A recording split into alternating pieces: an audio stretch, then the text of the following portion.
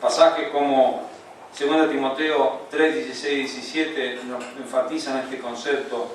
Toda la Escritura es inspirada por Dios y útil para enseñar, para redarguir, para corregir, para instruir en justicia, a fin de que el hombre de Dios sea perfecto, enteramente preparado para toda buena obra. Hay muchísimos textos y podríamos hacer un estudio muy profundo de esto, y le digo, lo debemos como otro tema. Vamos a estudiar algún día las 5 solas en profundidad, pero ya sé que se nos está yendo la hora y bueno, vamos dando una idea, cerrando una idea. Pero las 5 solas que fueron nacidas o retomadas en la Reforma, que nacen de la Escritura misma, muestran que es necesario volverse a la Escritura como fuente fundamental de autoridad. Solo Escritura, solo Cristo. La salvación se encuentra solo en Cristo, incluyendo así otro camino o todo otro camino para llegar a Dios. Y en ningún otro hay salvación, porque no hay otro nombre bajo el cielo dado a los hombres que podamos ser salvos, dice Hechos 4:12. Fuera de Cristo no hay nada. Y hay que volver a ese concepto que solo es Cristo. Y eso es lo que la Iglesia Reformada descubrió, a diferencia de la Iglesia Católica, donde le habían agregado tanta confusión de diferentes mitologías pseudo-cristianas, que la gente no sabía exactamente cuál era su referencia de salvación. Del hecho de colocar al fin y al cabo a María como corredentora, nos muestra muy bien cuál es el ejemplo de confusión de la Iglesia Católica en aquel tiempo. Solo gracia. La salvación es un don de Dios, por tanto es algo que el pecador recibe de forma inmerecida, basada en los méritos de Cristo alcanzados durante su vida, muerte y resurrección. Porque por gracia sois salvos por medio de la fe, y esto no de vosotros, pues es don de Dios, no por obras, para que nadie se gloríe, dice Efesios 2, 8 y 9. Solo la gracia, solo Cristo, solo la Escritura, solo la fe. La salvación solo puede ser recibida cuando ponemos nuestra fe en aquel que murió por nosotros, excluyendo la posibilidad de que nuestras obras puedan contribuir. Ellos estaban enfatizando, la Iglesia Católica en aquel tiempo, que la salvación era un acto que se concebía por medio de las obras. Ahora la Reforma está mostrando lo que la Biblia dice: las obras humanas no pueden hacer absolutamente nada, porque irremediablemente nosotros estamos condenados y perdidos, porque somos irremediablemente pecadores y muertos de nuestros delitos y pecados. Y la obra de un muerto no sirve para nada. Amén. Primero porque no existe, un muerto no puede hacer obras. Así que por lo tanto necesitamos desesperadamente de la gracia de Dios, y que Dios mismo aún nos provea la fe para salvarnos, porque ni siquiera a eso podemos contribuir. No hay nada que el ser humano pueda contribuir para su salvación. Solo gracia, solo fe, y obviamente solo a Dios sea la gloria. El propósito de la salvación que recibimos es glorificar a Dios, poner de manifiesto las excelencias o virtudes de su carácter. Ahí en Efesios 1, 3 al 6 dice: bendito sea el Dios y Padre de nuestro Señor Jesucristo, que nos bendijo con toda bendición espiritual en los lugares celestiales en Cristo, según nos escogió en Él antes de la fundación del mundo, para que fuésemos santos y sin mancha delante de Él en amor, habiéndonos predestinado para ser adoptados hijos suyos por medio de Jesucristo, según el puro afecto de su voluntad. ¿Para qué? Para la alabanza de la gloria de su gracia, con la cual nos hizo aceptos en el amado. Estamos para la gloria de Dios, y esa es la razón por la cual existimos, por la cual hemos sido redimidos por su gracia para su gloria.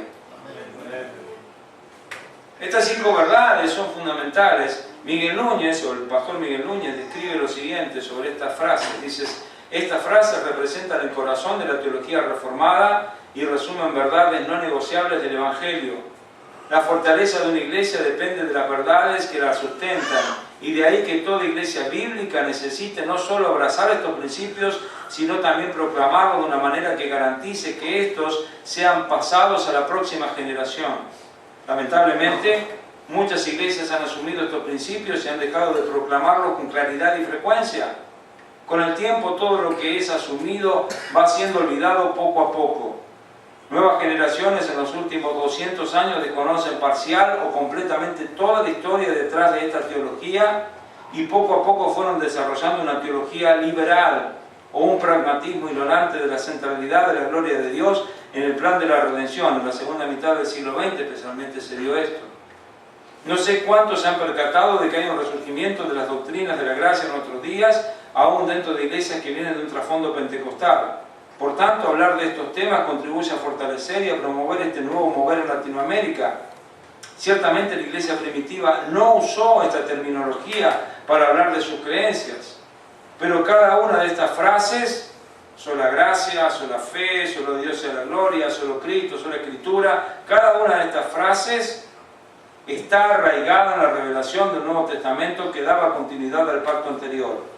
A lo largo de la historia, la Iglesia ha elaborado credos, declaraciones de fe y frases como las que aquí definimos, no como una forma de traer nueva revelación, sino buscando maneras de afirmar lo ya conocido para evitar que las verdades fundamentales de nuestra fe sean olvidadas en el tiempo o tratando de llamar a la Iglesia a sus raíces. Amén. O sea, la realidad es que estas verdades, estas 5 solas, no son un invento de la Reforma, sino que son verdades extraídas de la Escritura, que tienen que ser redescubiertas y vueltas a poner en práctica en el día de hoy. Después de todo lo que hablamos, ¿cómo se aplican las 5 solas de la Reforma al ministerio pastoral? ¿Tiene algo para decirnos el Nuevo Testamento respecto a esto? ¿Cómo se aplica? Vamos a hacer un repaso sobre algunos textos. Voy a leer algunos textos más. Entonces, si ustedes han dado cuenta hoy, mi exposición ha sido leer mucha Biblia. Y espero que sirva eso, porque yo no tengo nada para decir que es inteligente. Pero la Biblia tiene mucho para trabajárselo en esta cabeza. Primera de las 5 solas, sola Escritura. La palabra como principio rector de un ministerio efectivo. Pensemos en esta primer sola aplicada al ministerio pastoral. Pablo en Romanos 15, versículos 17 al 19 decía: tengo pues de qué gloriarme en Cristo en lo que a Dios se refiere, porque no os haría hablar sino de lo que Cristo ha hecho por medio de mí para la obediencia de los gentiles, con la palabra y con las obras, con potencia de señales y prodigios, en el poder del Espíritu de Dios. De manera que desde Jerusalén y por los alrededores hasta Ilírico, todo lo he llenado del Evangelio de Cristo. Pablo decía eso, todo lo llené del Evangelio, que es lo mismo que decir todo lo llenado de la palabra de Dios. No tengo otra cosa para decir. 1 Corintios capítulo 2, versículos 1 al 5, Pablo decía: así que, hermanos, cuando fui a vosotros para anunciaros el testimonio de Dios, no fui con excelencia de palabras o de sabiduría, pues me propuse no saber entre vosotros cosa alguna, sino a Jesucristo y a este crucificado. Y estuve entre vosotros con debilidad y mucho temor y temblor, y ni mi palabra ni mi predicación fue con palabras persuasivas de humana sabiduría, sino con la demostración de espíritu y de poder, para que vuestra fe no esté fundada en la sabiduría de los hombres, sino en el poder de Dios. Amén.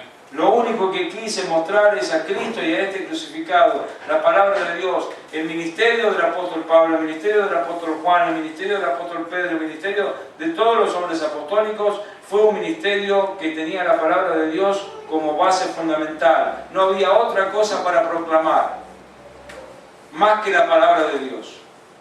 Pensad nomás en Hechos capítulo 17. Hechos capítulo 17, Esteban está dando un sermón delante del concilio. Cita 135 veces textos directos de la Escritura. Texto tras texto. Lo que hace él es un sermón de pura Biblia. Texto, texto, texto, texto, texto. Y está citando la Biblia delante de aquellos hombres que un rato después lo iban a martirizar. Y lo único que tiene para decirles es Biblia. Entonces necesitamos que un ministerio sea efectivo porque se basa solo en la Escritura.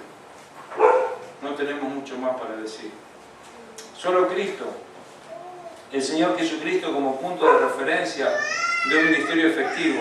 Dice Gálatas capítulo 6, versículo 14, pero lejos esté de mí gloriarme, sino en la cruz de nuestro Señor Jesucristo, por quien el mundo me ha crucificado a mí y yo al mundo. ¿Dónde está mi gloria? Dice el apóstol Pablo, en la cruz de Cristo. Solo Cristo. Hebreos capítulo 12, versículos 1 y 2 dice, por tanto nosotros también, teniendo en derredor nuestro tan grande nube de testigos, despojémonos de todo peso y del pecado que nos asedia y corramos con paciencia la carrera que tenemos por delante, puestos los ojos en Jesús, el autor y consumador de la fe, el cual, por el gozo puesto delante de él, sufrió la cruz, menospreciando lo propio, y se sentó a la diestra del trono de Dios. ¿Dónde pongo la mirada? En Jesús. Ante él se va a doblar toda rodilla. No tengo otra razón más que Cristo. Mi mensaje es la palabra, mi mensaje es Cristo.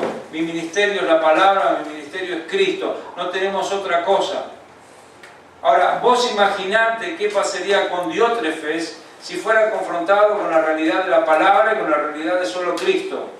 Diótrefes mismo lo que tenía que hacer era ponerse de rodillas y decir estoy pecando.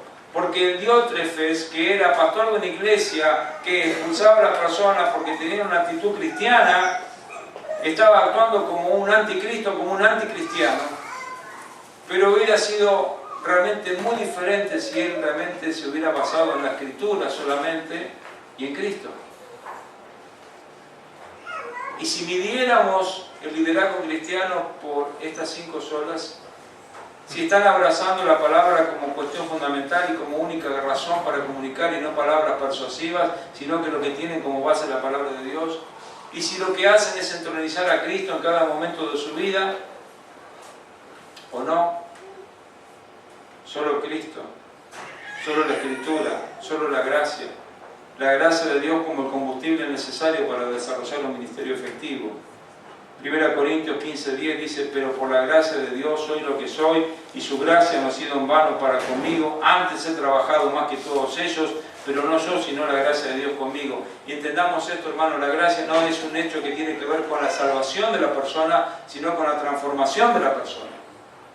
La gracia no solamente nos ha redimido de nuestros pecados, sino que transforma nuestra vida y vamos andando por este camino por pura gracia. Y por la gracia de Dios no solamente somos salvos y un día iremos al cielo, sino que también podemos servirle aquí en el presente. Y es la gracia de Dios la que me capacita para servir, para ofrendar, para cantar, para trabajar en la iglesia, para hacer lo que tenga para hacer. Es gracia, pura gracia, nada más que gracia, y es solo gracia. Cuando yo creo que estoy en el ministerio porque tengo algún tipo de atribución personal, estoy confundido. Cuando yo creo que ese talento natural que tengo me lo he ganado por mi capacidad, mi raciocinio, mi inteligencia, por lo que sea, y no me doy cuenta que aún los talentos naturales vienen por la gracia de Dios.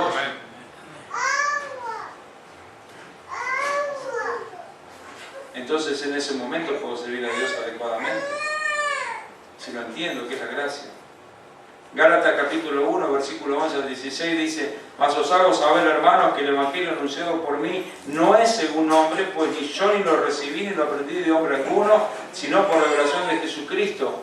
Porque ya habéis oído acerca de mi conducta en otro tiempo en el judaísmo, que perseguía sobremanera la iglesia de Dios y la asolaba, y en el judaísmo aventajaba a muchos de mis contemporáneos en mi nación, siendo mucho más celoso que las tradiciones de mis padres. Pero cuando agradó a Dios, que me apartó desde el vientre de mi madre y me llamó por su gracia, revelar a su Hijo en mí para que yo le predicase entre los gentiles, no consulté enseguida con carne y sangre. Dice, agradó a Dios que me había apartado desde el vientre de mi mamá y me llamó por su gracia. Le agradó a Dios revelar a su Hijo en mí. Es un tema de gracia.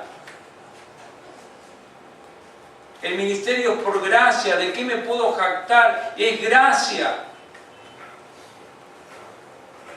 ¿Por qué me jacto como si yo no hubiera recibido algo? Realmente sí lo recibí, es la pura gracia de Dios. Entonces el ministerio tiene que estar basado solo en la Escritura, solo Cristo, solo la gracia.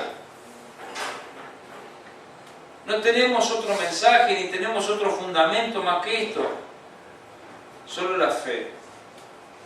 La fe como la razón sustancial para desarrollar un ministerio efectivo.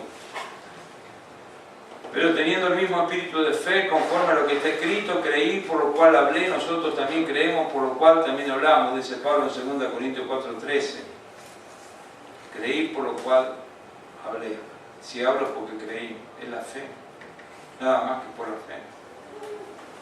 1 Timoteo 6:12, Pablo le recomendaba a Timoteo: pelea la buena batalla de la fe, echa mano de la vida eterna, a la cual asimismo fuiste llamado, habiendo hecho la buena profesión delante de muchos testigos. Pelea la batalla de la fe, solo la fe.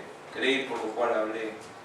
Le podemos hablar muchísimo sin fe. Sin fe es imposible agradar a Dios. Es solo la fe, hermano. Es solo la Escritura, es solo Cristo, es solo la gracia, es solo la fe lo que hace que el ministerio cristiano sea efectivo. ¿Y cuál es la última? Solo a Dios sea la gloria. La gloria de Dios como máximo objetivo para tener un ministerio efectivo. O sea, ¿qué es lo que estoy buscando? Una iglesia grande. Estoy buscando plata, estoy buscando fama, estoy buscando que coloquen mi nombre en un cartel. ¿Qué es lo que estoy buscando? Ahora, si yo entiendo que es solo la gloria a Dios, no hay otra cosa que me vaya a movilizar más que buscar la gloria de Dios, y por lo tanto voy a poder tener un ministerio efectivo, no importa el lugar que yo ocupe. Y cuando vos haces las cosas para la gloria de Dios, no haces las cosas para la gloria del hombre ni para tu propia gloria, jamás lo haces. Pablo decía en 1 Corintios 10:31, si pues coméis o bebéis o hacéis otra cosa, hacedlo todo para la gloria de Dios, todo para la gloria de Dios.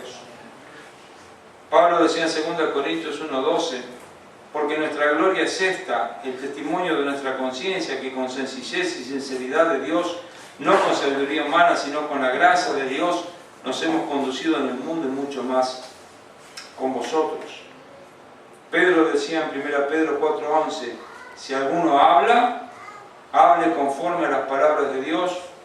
Si alguno ministra, ministre conforme al poder que Dios da, para que en todo sea Dios glorificado por Jesucristo, a quien pertenecen la gloria y el imperio por los siglos de los siglos. Amén. Si alguno habla, si alguno ministra, al final es para que en todo Dios sea glorificado, porque a Él le pertenece la gloria. Por eso Pablo en Romanos 11:36 decía, porque de Él, y por Él, y para Él son todas las cosas. A Él sea la gloria por los siglos. Amén. De esto se trata el ministerio. Ahora, evalúen un ministerio a través de estas 5 solas de la Reforma.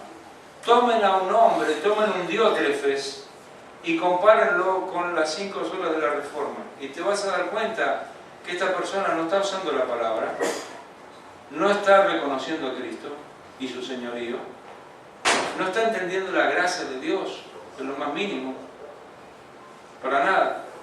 No entiende lo que es una vida de fe, para nada, absolutamente. Ni pelea la buena batalla de la fe, obviamente, y mucho menos entiende darle la gloria a Dios.